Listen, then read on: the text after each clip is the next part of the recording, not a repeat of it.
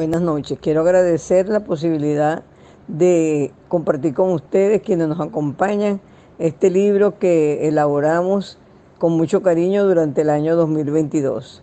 A mí me correspondió el capítulo 4, que denominé Tendencias Educativas y Pedagogía Crítica, y que el propósito era escoger algunas tendencias educativas y rastrear en ellas indicios de la pedagogía crítica en Venezuela.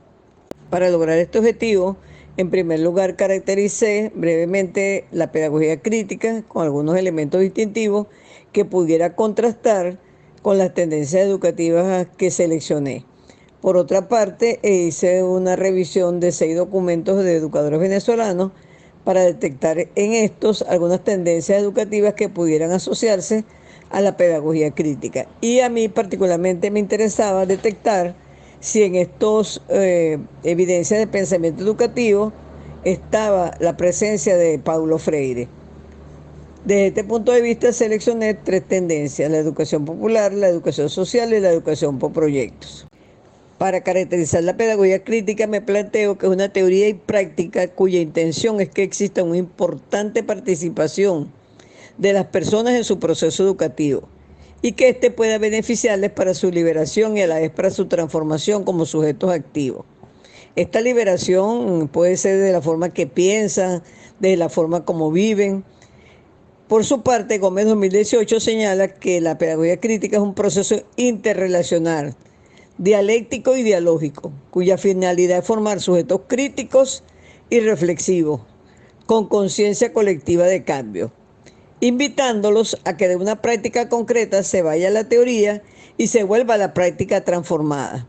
Fíjense entonces que de estas dos visiones, lo que busca la pedagogía crítica es que la persona sea activa en su proceso de reflexión, de crítica, que no acepte todo como de alguna manera lo recibe, desde el punto educativo y desde el punto de vista de la vida en general. Freire plantea al diálogo y a la investigación como soporte del proceso educativo. Igualmente se destaca en la pedagogía crítica características que promueven la autonomía, la esperanza y que considera la ética y la estética como elementos claves de la educación. Con estos elementos en mente, entonces me fui a revisar, como les decía, 6 artículos de autores venezolanos que voy a presentar en 2 partes.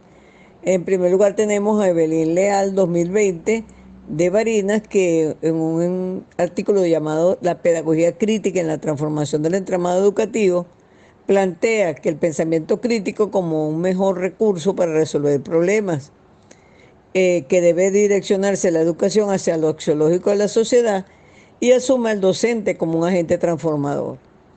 Por su parte, José Aular 2018 de Cojedes, en su trabajo titulado La pedagogía crítica en la praxis y construcción de saberes de la educación universitaria, plantea como elementos básicos la enseñanza, el aprendizaje, la investigación y la interacción comunitaria. Y plantea una propuesta de enseñanza que intenta ayudar a los estudiantes a cuestionar la dominación y las creencias y las prácticas que generan esa dominación. Esto de acuerdo al pensamiento de Paulo Freire en 1977. Como tercer artículo tenemos a Yajaira Machado y Elizabeth Arieto, del 2018, que de Maracaibo elaboran un artículo titulado Educación posible en Venezuela, tras los pasos de Mariátegui y Freire. Y plantean entonces una educación liberadora que permita o promueva la formación ciudadana y con capacidad de transformar la propia realidad social, política y económica.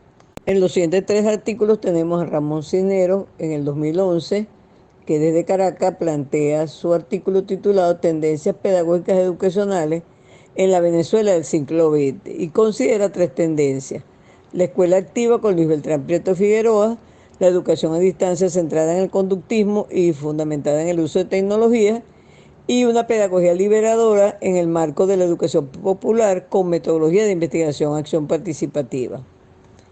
Igualmente tenemos a Julio Mejía en el 2010, también desde Caracas, con una educación para la libertad en Venezuela y pedagogía crítica de Paulo Freire. Entonces plantea la pedagogía crítica como una posibilitadora a los estudiantes de formar conciencia crítica, Señala que el modelo educativo bolivariano promueve una educación transformadora basada en un enfoque humanista y social y emancipatorio, y plantea la pedagogía crítica como una acción pedagógica y filosófica fundada en la libertad del pensamiento y de la acción, de acuerdo a Freire en 1970. Finalmente, Oli Olmos, en el 2008, también desde Caracas, en su artículo titulado La pedagogía crítica y la interdisciplinariedad en la formación docente, caso venezolano, reivindica la pedagogía crítica como un abordaje emancipador que promueva los valores y con un enfoque transdisciplinario. Asume un docente crítico, reflexivo y transformador de la realidad, y por supuesto entonces con una acción social transformadora, que es un planteamiento de Freire en 1986. En este breve diagnóstico realizado con los trabajos escogidos al azar, es evidente, al menos en teoría, o por lo menos desde la visión de sus autores, que quienes se desempeñan en el sistema educativo venezolano asumen la pedagogía crítica como un fundamento importante, y casi siempre desde la postura de Paulo Freire. Aunque en sus escritos nombran otros autores, a mí en particular me interesaba destacar que Freire es un pensamiento fundamental en la educación venezolana. Si recordamos algunas cosas de las que vimos, se nombra como tendencia de la pedagogía crítica en estos trabajos y en la revisión documental, la educación popular, la educación social, la educación por proyecto, la educación basada en valores y la educación liberadora, emancipadora. Yo seleccioné solo las primeras tres. En cuanto a la educación popular, que uno de sus pensadores fundamentales, Simón Rodríguez, en 1988, plantea que sin igualdad no hay una verdadera sociedad. En otro sentido, la educación popular está asociada a una concepción emancipadora que busca la transformación social y que revaloriza y problematiza los saberes populares para construir saberes emancipadores. De acuerdo a Mejía 2014, podría descubrirse al menos 5 troncos históricos sobre los cuales se reconoce la educación popular como pedagogía crítica emancipadora en América Latina. Y este autor plantea que 2 de esos troncos se encuentran en Venezuela. El primero, lo que se denomina la formación republicana, representada por Simón Rodríguez, quien fue uno de los primeros en reelaborar las propuestas europeas en torno a la creación de escuelas públicas, gratuitas, laicas y obligatorias, dotándolas de un sentido americanista propio. Por su parte, otro autor, Torres Carrillo, en el 2011, dice que a esta propuesta se suma también Simón Bolívar, quien veía en la educación de masas populares una condición y una garantía para la democratización de las repúblicas americanas. En Venezuela se llama esta tendencia los dos Simones. Por cierto que uno de los autores que yo revisé también lo nombra. Y el otro tronco histórico está vinculado a la construcción de proyectos educativos al servicio de los grupos más desprotegidos de la sociedad, como es el movimiento Fe y Alegría, que desde 1956 promueve una educación más extensa y cualificada, democrática y libertaria. Para hablar de la educación social me basé en Cacho Labrador y colaboradores, que en el 2014 señala que la acción socioeducativa de la educación social tiene que ver con la puesta en marcha de estrategias que consigan estimular procesos de autoconquista, es decir, que la persona se automotive para la acción. La educación social como teoría surgió a finales del siglo XIX con Paul Nator, un alemán. Por su parte, Patrus, un español, en 1998 señala que el ámbito más propicio para la educación social es el sociocomunitario. Y por ello señala que es necesario analizar cómo es su acción y cómo debe ser para no concebir una teoría desarticulada de la práctica. En el ámbito venezolano, en cuanto a la educación social, destacan la cátedra de Paulo Freire y la americanidad en la Universidad Central de Venezuela, y también Luis Beltrán Prieto Figueroa, Marino Pi González y Arturo Uslar Pietri. Otro autor o autores, Diez Gutiérrez y Muñoz Cortijo, en el 2022 señalan que las funciones de la educación social deben ser 3, prevención, mediación e intervención con inclusión. Eso implica entonces que se puede hablar de educación social en colectivos como centros de protección integral comunitarios, de rehabilitación farmacodependiente, penitenciarios y del adulto mayor. Específicamente en este ámbito surge como una visión de la educación social la andragogía, donde destaca Félix Adam y Paulo Freire, y asimismo una pedagogía especial que viene emergiendo en los hospitales, que se ha denominado pedagogía terapéutica, de acuerdo a los planteamientos de un autor de apellido Julia, 2007. En cuanto a la tendencia aprendizaje basado en proyectos, la seleccioné porque tuve la oportunidad de participar desde su inicio en educación básica y más recientemente en la educación universitaria. Esta metodología es introducida en Venezuela en la reforma curricular de la educación básica en el año 98, que propone su inclusión como proyecto educativo en la escuela y en el aula. En este sentido, el proyecto educativo institucional se llamó en esa primera instancia proyecto pedagógico plantel y es lo que ahora se conoce como proyecto educativo integral comunitario.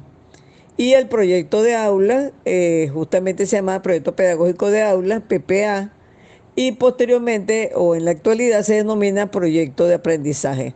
Estos según dos denominaciones se dan con la reforma del Ministerio de Educación en el 2005. Es una estrategia que de alguna manera promueve y apoya la gestión autónoma de los planteles, fomenta la globalización de los aprendizajes, la inter y transdisciplinariedad, así como la transversalidad, como un mecanismo que permite interrelacionar el contexto social, familiar y sociocultural y las distintas áreas académicas. Utiliza como base la investigación y más recientemente en el ámbito universitario, a raíz del currículo por competencia, se considera que el proyecto es una metodología adecuada para el desarrollo de competencias. Esta tendencia parte o se origina con la educación renovada de Dewey en 1995 y con el método de proyecto de Kilpatrick en 1918.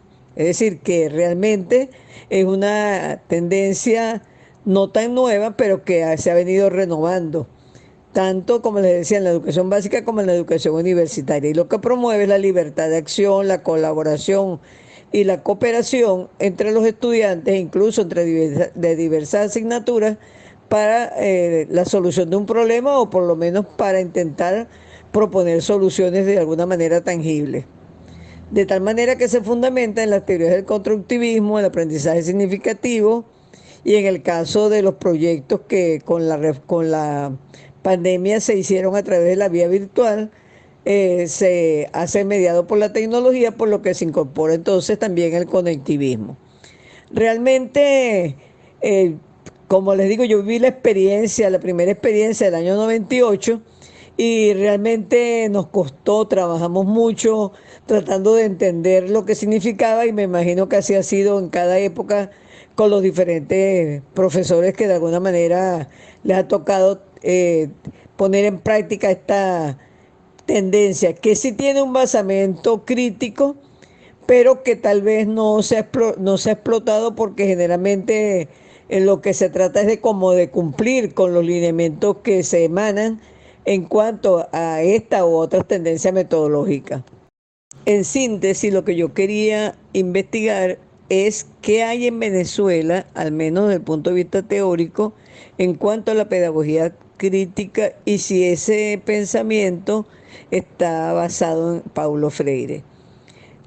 Lo que pude investigar, realmente existe en Venezuela pedagogía crítica y pudimos ver que si bien está matizado con pensadores de Latinoamérica en general y de Paulo Freire en particular y también incluso de pensadores de Norteamérica, sí hay pensadores venezolanos en este recorrido y lo hemos visto. Ahora, la pregunta es, ¿esa es la pedagogía crítica que requerimos en la actualidad? Cuando está instaurando a nivel mundial y Venezuela no escapa de eso, un modelo híbrido con sus propias particularidades.